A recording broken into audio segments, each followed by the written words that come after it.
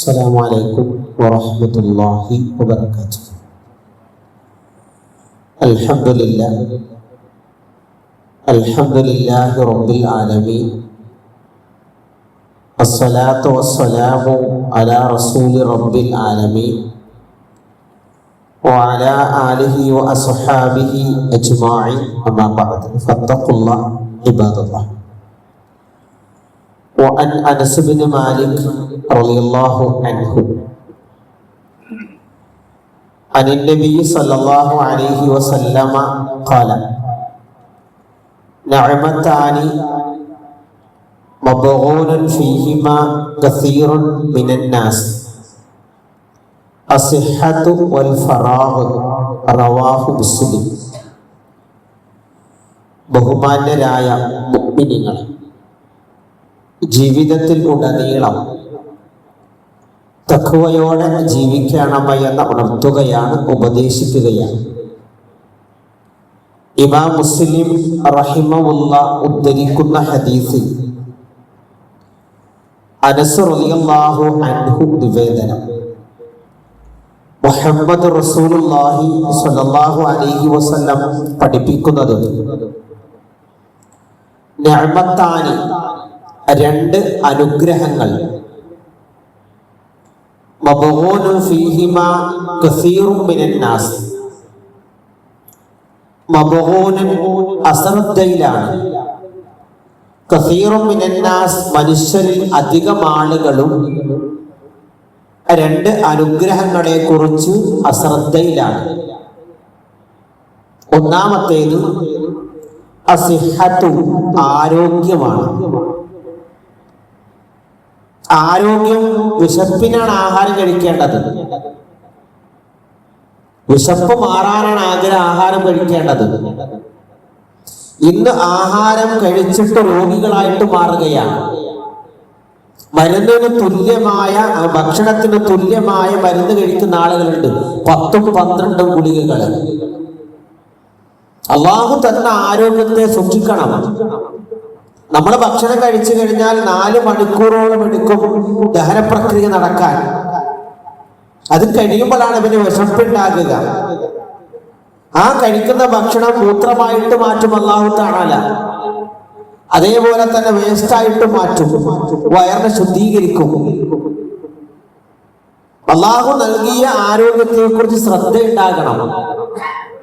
ശാസ്ത്രീയപരമായി ധാരാളം വിഷയങ്ങൾ പറയുന്നുണ്ടല്ലോ. രാത്രി ഭക്ഷണം, ഇഷ എന്ന് പറഞ്ഞാൽ അഷ എന്നാണ്. ഇഷാന് പകരം അഷ എന്നാണ്. അഷ എന്ന് പറഞ്ഞാൽ രാത്രി ഭക്ഷണം എന്നാണ്. പ്രവാചകന്റെ വൈദ്യം അനുസരിച്ച് തിബ്ബുർ റസൂലിന്റെ അധ്യായമുണ്ട്, പ്രവാചക വൈദ്യം. അതിന് പ്രവാചകൻ പറയുന്നത് മഗ്‌രിബ് ഇശാന്റെ ഇടയ്ക്ക് ഭക്ഷണം കഴിക്കണമെന്നാണ്. ഇശാ നിസ്കാരം കഴിഞ്ഞ് കുറച്ച് സമയം ഇരുന്ന് പിന്നെ കിടക്കണം. ഭക്ഷണം കഴിച്ചാൽ ഉടനെ കിടക്കാൻ പാടില്ല. അതുപോലെ തന്നെ ഭക്ഷണം കഴിച്ചാൽ 20 മിനിറ്റ് നടക്കണമെന്നാണ് ശാസ്ത്രം പറയണത്. നമ്മുടെ ആളുകൾ 10 മണിക്ക് ശേഷമാണ് ഭക്ഷണത്തിന് ഇറങ്ങുക, കടയിലേക്ക് കഴിക്കുക, വന്ന് കിടക്കുക. അറ്റാക്ക് ഉണ്ടാകും. മരണങ്ങൾ കൂടാനുള്ള പ്രധാന കാരണം അതാണ്. പ്രത്യേകിച്ച് പ്രവാസ ലോകത്തൊക്കെ 12 മണിക്ക് കട അടക്കും, പിന്നെ വന്ന് ഭക്ഷണം കഴിക്കുക, വന്ന് കിടക്കുക. ദഹിക്കാനുള്ള സംവിധാനം ഇല്ല. റസൂലുള്ളാഹിന്റെ വചനം എന്താണ്? ആരോഗ്യത്തെ സംബന്ധിച്ച് ആളുകൾ അശ്രദ്ധവാന്മാരാണ്. അള്ളാഹു നൽകിയ ആരോഗ്യം നിലനിർത്തണം. വിശപ്പ് മാറാൻ ഭക്ഷണം കഴിക്കണം. ശരീരത്തിന് എടുക്കാൻ പറ്റുന്ന ഭക്ഷണമേ കഴിക്കാൻ പാടുള്ളൂ. അതേപോലെ തന്നെ ആരോഗ്യം കൊണ്ട് ഇബാദത്ത് നിലനിർത്തണം. എത്ര ആളുകളാണ് അള്ളാഹു നൽകിയ ആരോഗ്യം ലഹരിക്ക് അടിമപ്പെട്ടുകൊണ്ട് നശിപ്പിച്ചു കളയണത്? എത്ര യുവാക്കളാണ് ഇത് കാണാറില്ല, നിരന്തരം കണ്ടുകൊണ്ടിരിക്കുന്നതാണ്. 10, 20, 22, 30 വയസ്സുള്ള യുവാക്കള് ലഹരിക്ക് അടിമപ്പെട്ട ആരോഗ്യം നശിപ്പിക്കുകയാണ്. ചിന്തിച്ചു നമ്മള്, ഒരാൾ ആൽക്കഹോളിന് അടിമയായാൽ അയാളുടെ ശരീരത്തിൽ അതിന്റെ അംശമുണ്ടാകും. നിർത്തിയാലും അയാൾക്കുണ്ടാകുന്ന കുഞ്ഞുങ്ങൾക്ക് അതിന് രോഗങ്ങൾ ഉണ്ടാകും, അപകടങ്ങളാണ്. അതുകൊണ്ട് ശ്രദ്ധിക്കണം. 2 വൽ ഫറാഗ്, ഒഴിവ് സമയം. ഒഴിവ് സമയം 2-3 കാര്യങ്ങൾക്ക് ഉപയോഗപ്പെടുത്തണം. ഒന്ന്, അള്ളാഹുവിന്റെ മാർഗത്തിൽ ഉപയോഗപ്പെടുത്തണം. ഇസ്ലാഹിയായ പ്രവർത്തനങ്ങൾക്ക് ഉപയോഗപ്പെടുത്തണം.